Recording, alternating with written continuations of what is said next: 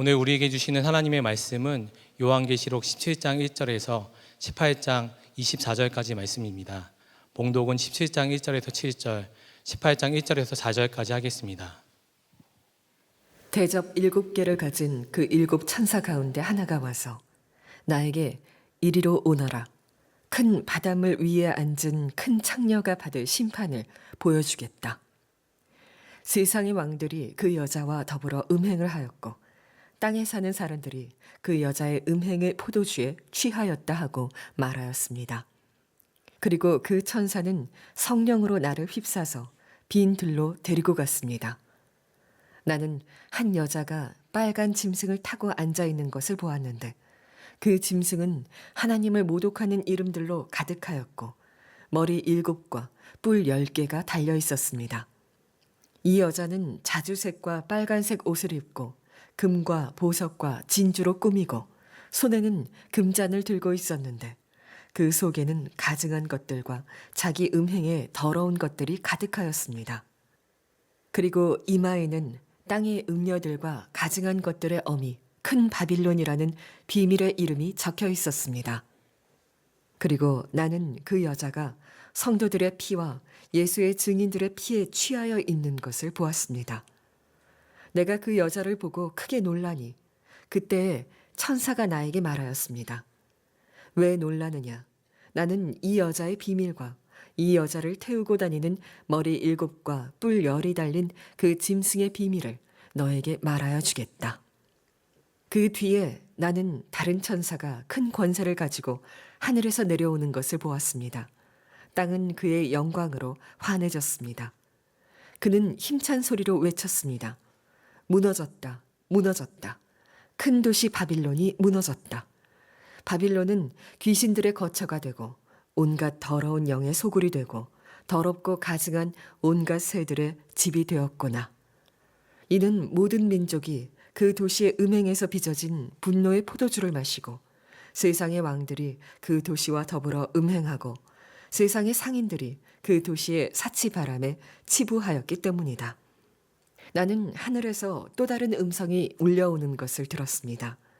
내 백성아, 그 도시에서 떠나거라. 너희는 그 도시의 죄에 가담하지 말고 그 도시가 당하는 재난을 당하지 않도록 하여라. 요한계시록 오늘은 17장, 18장을 함께 다루겠습니다.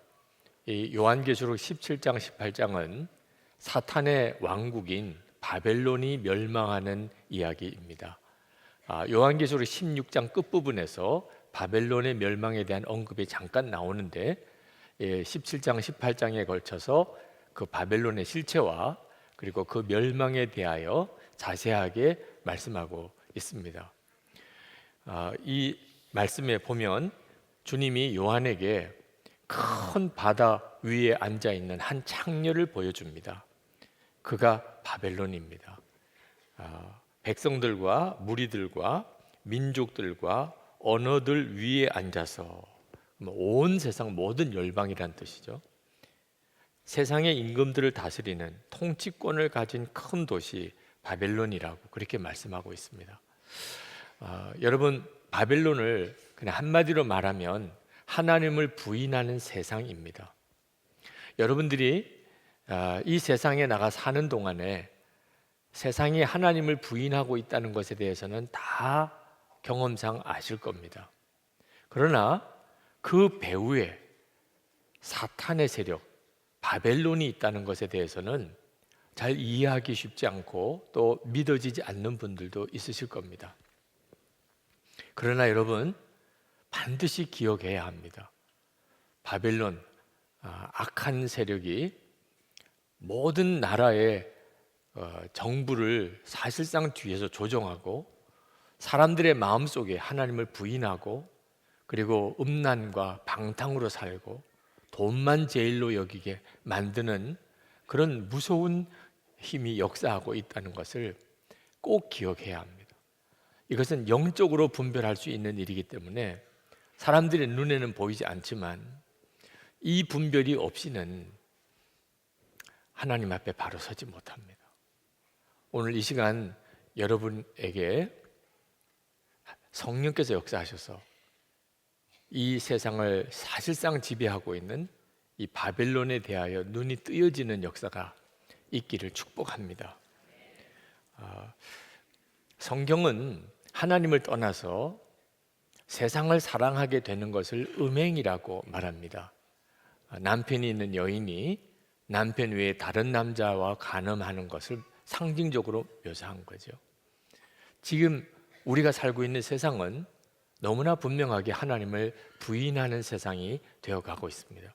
전통적으로 기독교 국가였던 유럽에 있는 나라들, 미국조차도 실제로 그 안에 들어가 보면 대부분이 하나님을 부인하고 살아가고 있습니다.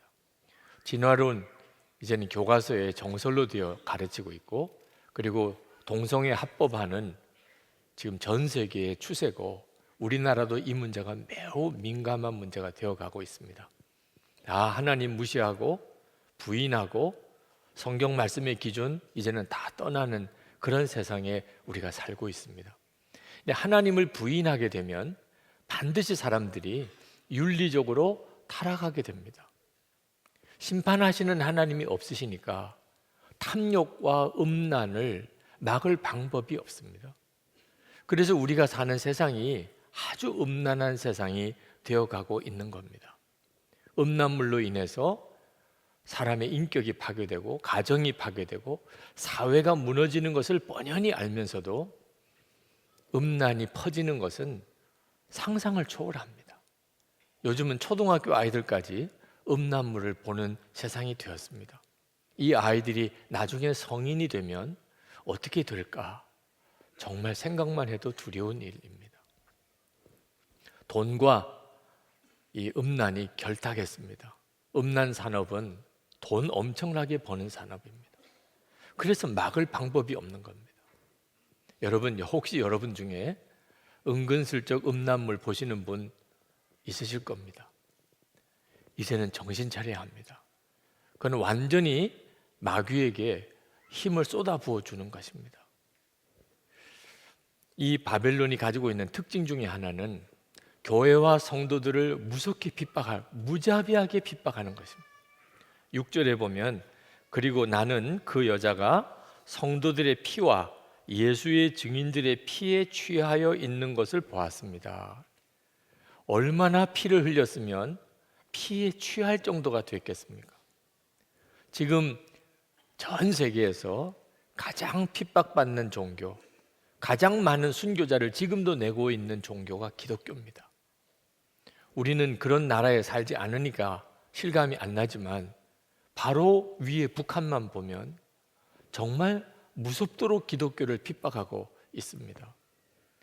주님이 요한에게 이 바벨론이 교회와 성도들을 어떻게 핍박하고 성도들을 죽였는지를 그 영적인 실상을 보여주게 되니까 요한이 기절할 정도로 놀랍니다. 6절에 내가 그 여자를 보고 크게 놀라니, 요한이 너무 놀라니까 천사가 왜 놀라느냐 하면서 요한의 마음을 다독거려서 이 바벨론과 음녀와 짐승의 실체를 설명해 주시기까지 했습니다. 여러분, 우리도 영적인 눈이 뜨이지 않아서 그렇지 실제로 영적인 실상을 다 보게 된다면 아마 소름 끼쳐서 살아가기 어려울 겁니다. 물론 그러니까 마귀 귀신 하고 살라는 말은 아닙니다. 우리가 이 세상에 살면서 영적인 분별은 명확하게 해야 한다는 겁니다. 이 말과 이 생각과 이 일이 주님으로부터 온 것인지 아니면 마귀로부터 온 것인지에 대한 분별을 반드시 하고 살아야 합니다. 왜냐하면 바벨론은 결국은 반드시 멸망하게 될 것이기 때문입니다. 요한계시록 17장 11절에 마침내 멸망하여 버릴 자다, 그렇게 말씀했습니다. 여러분, 이 바벨론이 멸망할 것이라는 것을 정말 아는 사람과 모르는 사람은 살아가는 삶이 180도 다릅니다. 세상 보는 눈이 완전히 달라지기 때문에 그렇습니다. 계시록 18장에 가면 이제 이 바벨론이 멸망하는 선언이 나옵니다. 하늘로부터 아주 힘이 있는 천사가 내려오는데 그 영광이 얼마나 대단한지 온 땅이 환하게 밝아졌다고 그랬어요. 근데 이 천사가 큰 소리로 외치는 겁니다. 계시록 18장 2절에 무너졌다, 무너졌다, 큰 도시 바벨론이 무너졌다.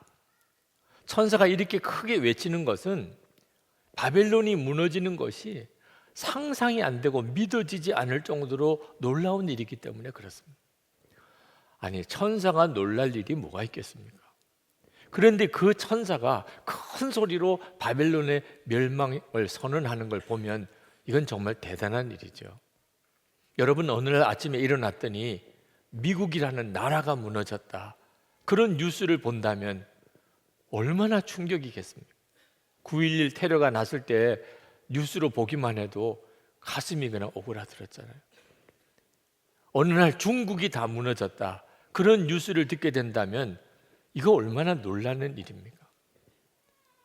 그런데 역사를 보면 실제로 그런 큰 제국이 도무지 무너지지 않을 것 같은 그 거대한 나라가 무너진 일이 여러 번 있었습니다. 로마 제국이 그렇게 무너졌잖아요. 일본과 독일이 그렇게 무너졌잖아요. 소련이 그렇게 무너졌잖아요. 이 모든 일은 다 바벨론이 결국은 이렇게 무너질 것에 대한 예표적인 사건입니다. 우리가 살고 있는 이 바벨론 세상, 어느 한순간에 갑자기 무너지는 일이 일어나게 됩니다.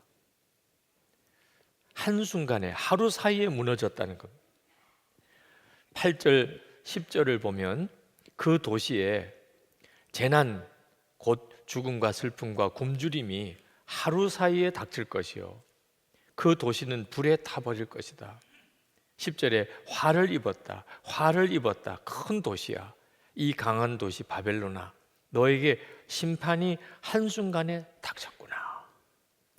여기 보면 바벨론이 무너지되 하루 사이에 무너졌다, 한순간에 무너졌다는 말씀이 나옵니다. 이 말씀이 대단히 무서운 것입니다. 도무지 무너지지 않을 것 같은 나라, 여러분, 세상이 무너질 것 같습니까? 여러분이 바라보고 실제로 살고 있는 이 세상 나라가 무너질 세상 같이 보입니까? 그렇게 기세등등하던 바벨론이 한순간에 무너져 버립니다. 그럼 어떻게 됩니까? 그 바벨론에 속해 있던 사람들 악소리도 지르지 못하고 다 같이 무너지는 거예요.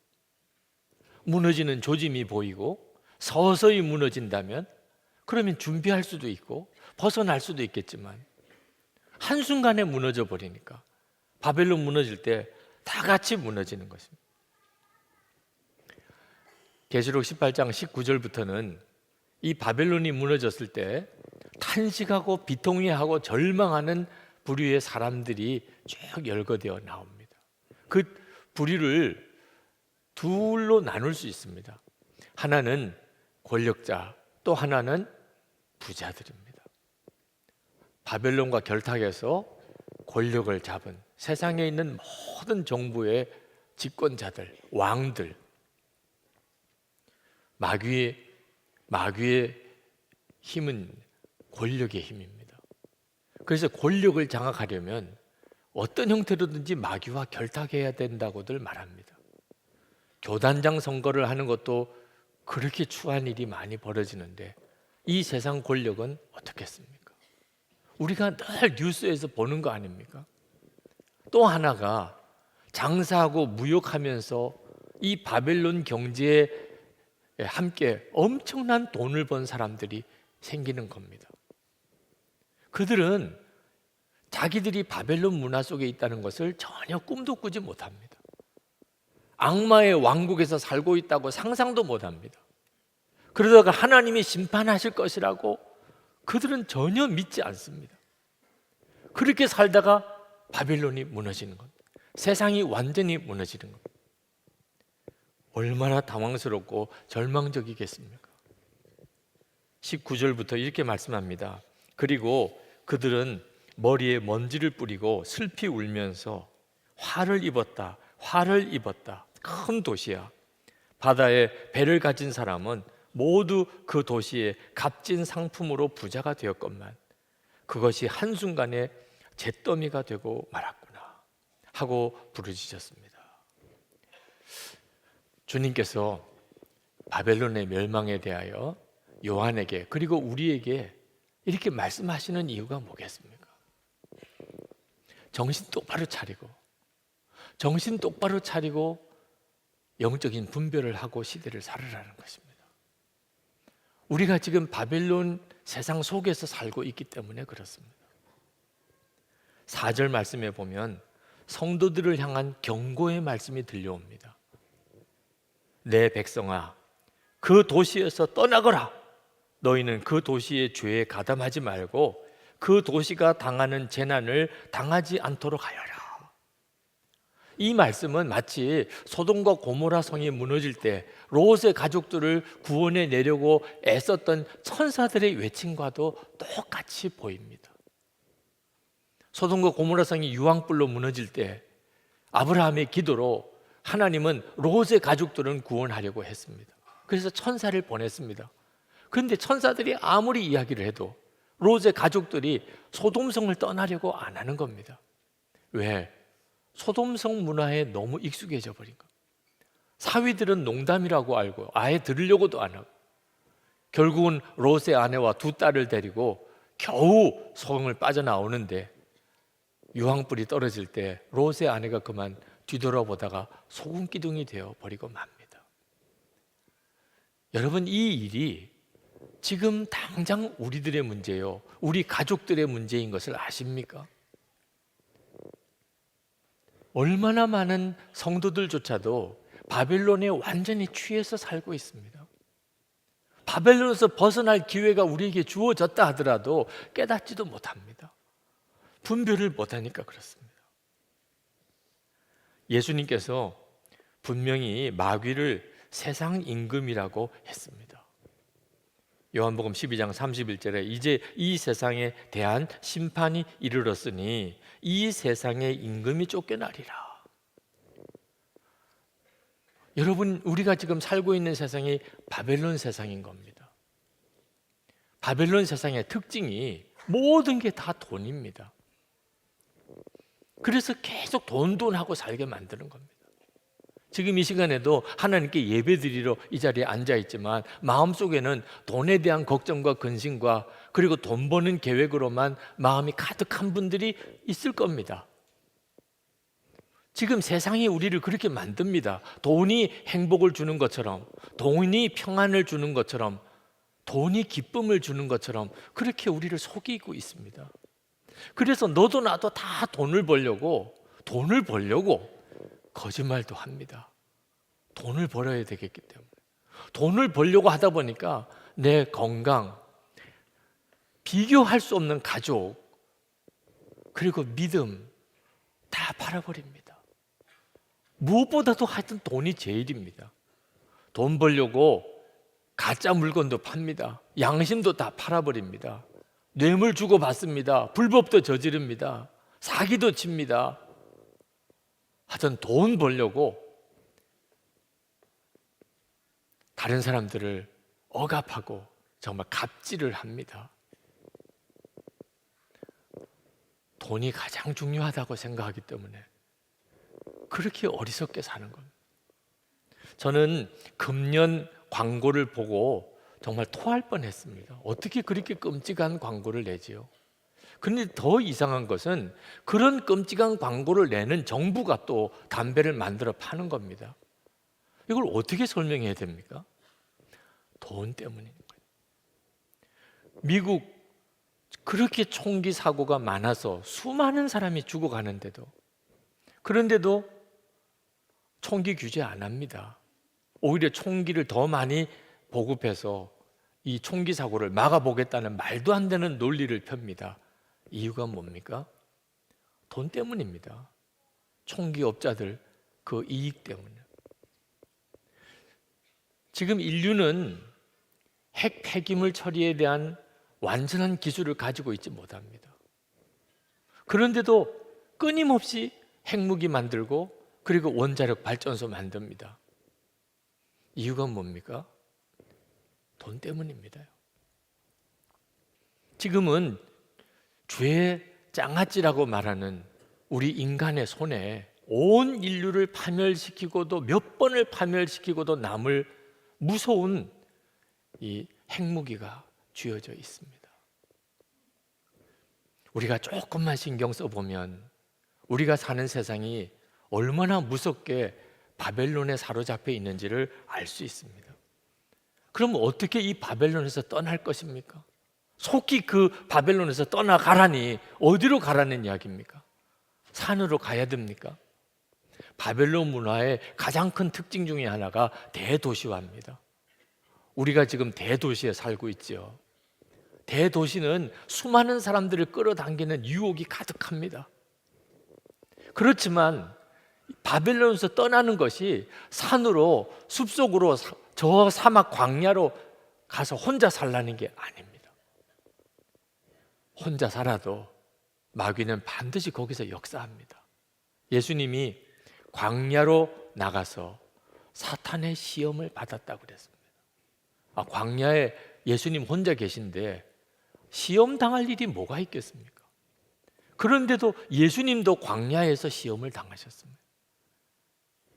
아무 사람 없이 혼자서만 있어도 우리는 마귀의 시험을 당합니다. 그러니까 도시에서 떠나라, 어느 나라에서 떠나라, 어느 숲속으로 산속으로 가서 거기서 예수 믿는 사람들끼리 함께 모여서 그렇게 주님 오실 때까지 살라. 다 미혹입니다. 여기서 바벨론을 떠나라는 것은 바벨론의 세계관, 하나님은 안 계시다, 하나님을 부인하는 사상, 돈이면 제일이다, 그리고 거기서부터 음란, 방탕, 사치, 이런 세상 사고방식, 거기서 빨리 벗어나라는 것입니다. 어떻게 그렇게 할 수 있죠? 여전히 학교 다녀야 되고, 여전히 직장 다녀야 되고, 여전히 사업해야 됩니다. 그러면서도 어떻게 이 바벨론 문화에서 벗어날 수 있지요? 예수님과 동행하는 길밖에는 없습니다. 항상 주님 바라보고, 그리고 주님과 동행하는 삶, 언제나 주님께 귀를 기울이는 삶, 그게 바로 바벨론에서 떠난 자인 것입니다. 제가 예수님과 동행 일기를 이렇게 쓰는 운동을 보급을 하는데 저보고 지독하다는 말을 하는 이들이 있더라고요. 가만히 저를 돌아보니까 지독하기는 하더라고요. 그런 말 할 만 하더라고요. 그러나 제 마음은 정말 미어 터질 것 같습니다. 할 수만 있으면 더 강하게도 하고 싶어요. 요한계시록 17장, 18장 이 강의 설교를 준비하는 동안 얼마나 어려웠는지 모릅니다. 아마 여러분들은 이해하기 어려울 거예요. 너무너무 하루하루 순간순간이 정말 힘들었습니다. 이유는 계속 바벨론을 바라봐야 하기 때문에. 이번 설교의 주제가 바벨론입니다. 그러니까 눈에는 보이지 않지만 그 영적인 실체인 바벨론을 계속 바라보게 되고, 그 바벨론을 바라보게 되면 될수록 더 소름 끼치는, 정말 두려운 마음이 계속 드는 것입니다. 이 바벨론 세상에서 어떻게 살아낼 수 있죠? 세상은 그런데 성도들의 삶은 너무 안일합니다. 강영한 교수님이 강연 때 이런 표현을 쓰셨어요. 무신론자들이 그리스도인들의 적이 아닙니다.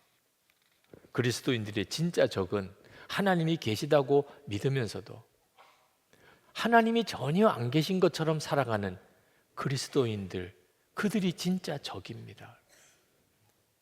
이게 기가 막힌 겁니다. 여러분, 예수님과 동행하며 살자는 게 어떻게 지독한 일일 수 있어요? 우리가 사는 세상이 바벨론 세상인데 끊임없이 하나님을 부정하게 하고 돈을 믿고 살려고 그러고, 그저 어디 가면 뭐 맛있는 거 있을까, 어디 가면 나를 즐겁게 할까, 탐심과 탐욕으로만 사는, 그렇게 살게 만드는 세상 가운데 우리가 있는데, 어떻게 예수님과 동행하는 것이 지독할 수 있겠어요? 여러분, 하나님이 우리에게 세상을 사랑하지 말라고 말씀하셨습니다. 왜 그런 말씀하셨을까요? 요한일서 2장 15절부터 보면 이 세상이나 세상에 있는 것들을 사랑하지 말라. 누구든지 세상을 사랑하면 아버지의 사랑이 그 안에 있지 아니하니 이는 세상에 있는 모든 것이 육신의 정욕과 안목의 정욕과 이생의 자랑이니 다 아버지로부터 온 것이 아니요 세상으로부터 온 것이니라. 우리가 살고 있는 이 세상이 완전히 바벨론 세상이기 때문에, 그렇다면 우리는 이 세상의 나그네입니다. 히브리서 11장 13절에 이 사람들은 다 믿음을 따라 죽었으며 또 땅에서는 외국인과 나그네임을 증언하였으니, 이 세상이 바벨론 세상이니 여기는 우리가 온전히 거할 곳이 아닙니다. 여기서 학교도 다니고 또 직장도 다니고 또 사업도 해야 하지만 우리는 신분상 외국인이고 이방인, 나그네일 뿐입니다. 그런데 우리가 세상을 사랑하게 되면 어떻게 됩니까? 바벨론이 멸망할 때 다 같이 멸망하는 자가 될 뿐입니다. 저는 하나님의 나라에 대해서 진짜 눈이 뜨이기 전에 그때 이미 목사였습니다. 그때 제 꿈은 공부 많이 하고 그리고 다른 어느 목사님보다도 큰 교회 담임 목사가 되고 아주 설교 잘한다는 그런 평가를 듣고 그리고 우리 가족들 부족함이 없이 넉넉하게 잘 사는 것, 참 부끄럽지만 그때 제 마음의 소원은, 꿈은 그거였습니다. 천국에 대한 설교를 했지만 실제로 제가 바라보는 것은 이 세상이었기 때문에 눈이 뜨이지 않았으니까. 하나님의 나라에 대하여 눈이 뜨이고 난 다음에 그것이 얼마나 부끄럽고 죄스러운지 견딜 수가 없었어요. 바벨론 세상만 바라보고 사는 사람은 지금 자기가 잘 가고 있는지 못 가고 있는지 구분을 못합니다. 우리가 이 세상에서 살지만 바벨론에 속한 자가 되지 않으려면 예수님과 동행하는 것밖에는 길이 없습니다. 데살로니가전서 5장 10절에 예수께서 우리를 위하여 죽으사 우리로 하여금 깨어 있든지 자든지 자기와 함께 살게 하려 하셨느니라. 예수 믿는다는 게 뭡니까? 예수님이 왜 우리를 위해 죽으셨습니까? 우리가 깨어 있든지 또는 자든지 예수님과 함께 살게 하려 함이라는. 어느 목사님이 예수 믿는다는 것은 예수님과 함께 평생 배낭여행하는 거다, 이런 표현을 하셨는데 정말 손뼉을 치면서 기가 막힌 표현이라고 생각했습니다. 여러분, 우리가 예수 믿고 사는 것은 예수님과 함께 이제 평생 배낭여행하는 겁니다. 배낭여행 해보셨습니까? 배낭 하나 메고 그리고 어디서 살지 어디로 갈지 그저 정해두지 않은 삶을 사는 거죠. 예수님과 배낭여행 해야 되니까 죽자고 예수님만 붙잡고 살아야죠. 배낭 붙잡고 살 겁니까? 죽자고 예수님 붙잡고 사는 거예요. 우리가 이 세상 사는 삶의 방식입니다. 주님만이 우리의 삶 속에서 되어지는 모든 것에 대한 영적인 실상을 깨우쳐 주실 수 있습니다. 그래서 이 요한계시록 17장 18장을 시작하면서 이렇게 말씀하셨어요. 1절에 이리로 오너라. 큰 바다 물 위에 앉은 큰 창녀가 받을 심판을 보여주겠다. 이 세상을 보는 눈을 열어주실 분 주님, 우리와 함께 계시는 주님을 바라보게 해주시는 분도 주님이십니다. 여러분, 예수님을 믿었다면 이제 예수님을 진짜 만나야 합니다. 중세 어느 수도원에 한 수도사가 수도 원장을 찾아와서 아주 따졌습니다.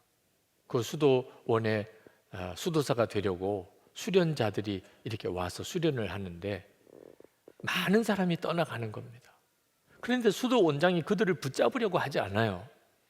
그래서 수도 원장을 찾아와서 원장님, 수련자들이 떠나는데 왜 안 붙잡으시나요? 그랬더니 그 수도 원장이 눈을 한참을 감고 있다가 그 수도사에게 이야기 하나를 해주었습니다. 어떤 사람이 사냥을 하려고 사냥개들을 데리고 사냥을 나왔는데 토끼 한 마리를 발견한 개가 무섭게 짖으면서 그 토끼를 쫓아갑니다. 그러면 다른 개들은 토끼를 보진 않았지만 이 개가 쫓아가는 것을 따라서 다 같이 컹컹거리면서 쫓아간다는 겁니다. 그런데 한참을 쫓아가다가 이제 너무 시간이 많이 걸리거나 또는 여러 장애물들이 생기면 그렇게 쫓아가던 개들은 하나둘 다 돌아온다는 거예요. 자기가 직접 토끼를 본 게 아니니까. 그런데 실제로 토끼를 본 그 개만큼은 끝까지 포기하지 않고 가서 결국은 그 토끼를 물어온다는 거예요. 그렇게 이야기하고 말았어요. 그 수도사가 그냥 아무 말 없이 자기 방으로 돌아갔다는 겁니다. 예수님을 진짜 만난 사람과 예수님이 계시되더라 이렇게 생각하고 예수 믿는 사람은 바벨론 세상에서 쫙 갈라집니다. 주님을 실제로 만나지 못한 사람은 끝까지 주님을 따라가지 못합니다. 그래서 24시간 주님을 바라보시라고 그렇게 권하는 겁니다. 저는 지금 전도 집회를 하는 심정입니다. 오늘 이 시간 이렇게 설교를 들으시는 여러분 모두가 다 구원받은 자, 주님 앞에 설 그 사람이겠습니까? 한 사람도 빠짐없이 다 우리가 함께 그렇게 주님 앞에 설 수 있겠습니까? 그 점이 제 마음을 두렵게 만듭니다. 여러분, 요한계시록 왜 읽습니까? 이제는 진짜 구원받은 성도가 되게 하기 위하여 우리에게 요한계시록을 읽게 하신 것입니다. 그러므로 요한계시록을 읽으면서 세상 보는 눈도 떠야 되고, 그리고 진짜 주를 바라보는 눈도 여러분 뜨셔야 합니다. 저는 저 자신의 육신 속에 얼마나 무섭고 더러운 죄가 많은지를 계속 실감하고 삽니다. 그래서 저는 계속 주님을 붙잡으려고 하는 것입니다. 저는 마귀가 얼마나 저를 무너뜨리려고 넘어지게 하려고 역사하는지 생생히 경험하고 삽니다. 그래서 24시간 주를 바라보고 매일 그것을 일기로 써가면서 주님과 동행하려고 하는 것입니다. 여러분, 아직까지 우리에게는 기회가 있습니다.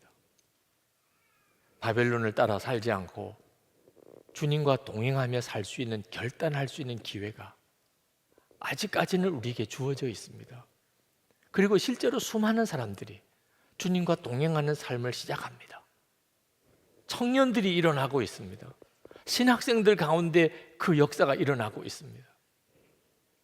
오늘 이 시간 여러분의 마음의 심령에도 세상을 보는 눈을 분명히 뜨고 바벨론에 속한 자처럼 살지 않고 주님 바라보며 세상을 보는 시대를 분별하는 영적인 눈이 뜨여져서 정말 구원받은 자로 살게 되기를 축복합니다. 그렇게 주님 앞에 서게 되기를 축복합니다. 우리 다 일어나셔서 마틴 루터가 작사 작곡한 내주는 강한 성이요, 이 찬송 같이 부르시고 기도하겠습니다.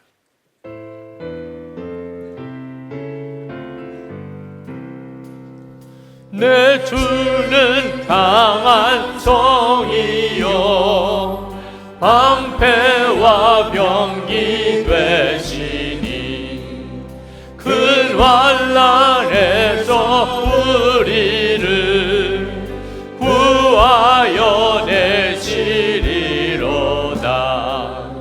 옛 원수 마귀는 이때도 힘을 써 모략과 권세로 무기를 삼으니 천하의 누가 다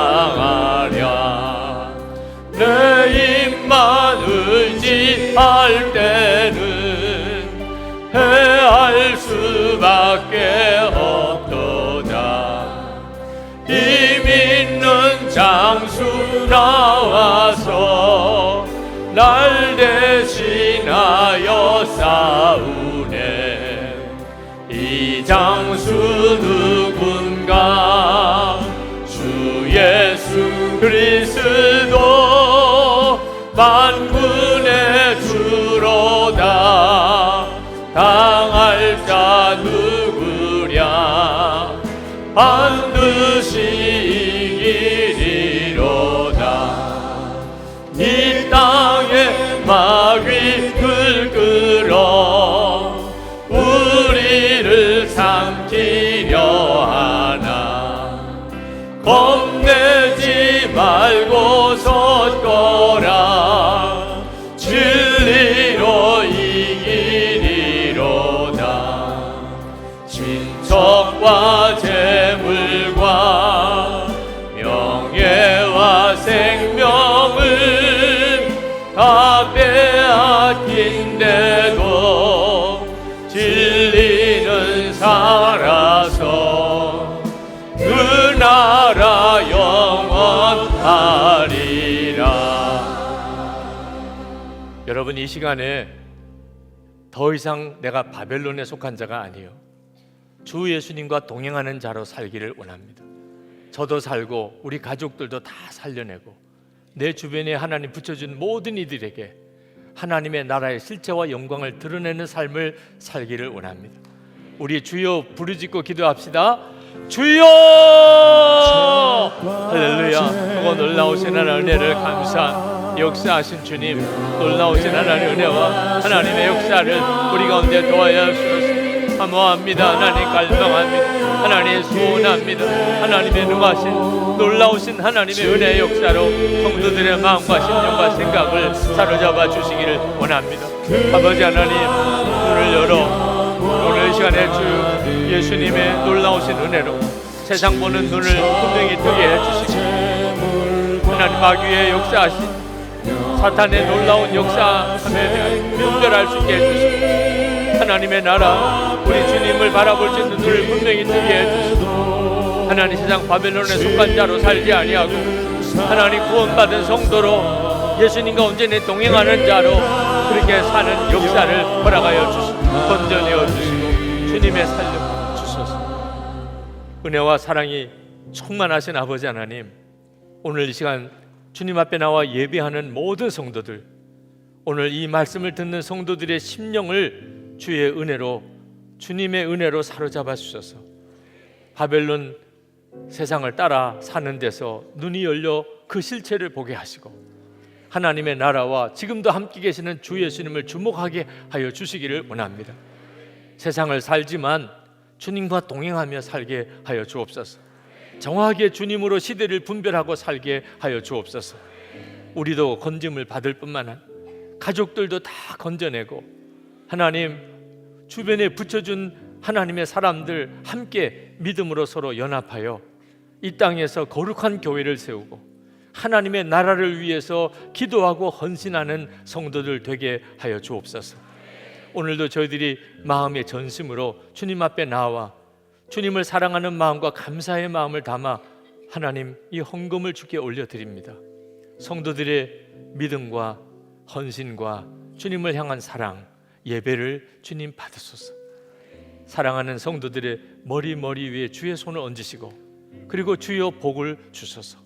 심령에는 충만한 은혜로 육신은 깨끗하게 강건하게 모든 병에서 저들을 고쳐주시고 가정 우리의 자녀들 온 가족들 하나님이 부으시는 천국의 기쁨으로 채워주시고 성도들의 삶 속의 일터에서 주님이 함께 하셔서 먹고 입고 사는 염려하지 아니하고 베풀고 돕고 나눌 수 있는 힘을 주소서. 하나님, 우리가 전도 대상자를 작정했습니다. 그리고 기도하고 있습니다. 구원해야 될 영혼들, 저들을 세상 가운데서 건져내게 하옵소서. 나라와 민족을 위한 우리의 간절한 기도를 들으시는 걸 믿습니다. 남북이 가장 중요한 때를 만나고 있습니다. 민족사의 중요한 순간이 왔음을 느낍니다.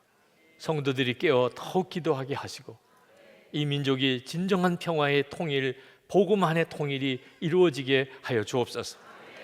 우리가 그토록 기도했던 우리 미국 시민권자를 가지고 있는 김동철 선교사, 김학성 교수, 김상덕 교수 석방에 대한 협상 소식을 들려주시니 주님 감사합니다. 풀려나게 하소서. 우리 한국 국적의 김정욱 선교사님, 최충길 선교사님 동일하게 주님 풀려나게 주시옵소서. 아버지 하나님, 세계 열방에 있는 선교사님들을 오늘도 주의 손에 사로잡으소서. 주의 오심을 준비하여 땅끝까지 나가 사역하는 선교사님들에게 그 마음의 심령 그리고 가정, 부부 사이에 자녀들 하나님의 은혜로 채워주소서. 그래서 사명 감당할 힘이 있게 하소서. 지치고 무너지지 않게 하소서. 감사합니다 주님. 우리 주 예수 그리스도의 크신 은혜와 아버지 하나님의 놀라우신 사랑하심과 보혜사 성령의 교통하심이 주께 예배하고 돌아가는 모든 성도들의 삶 속에 충만하시기를 축원하옵나이다. 아멘.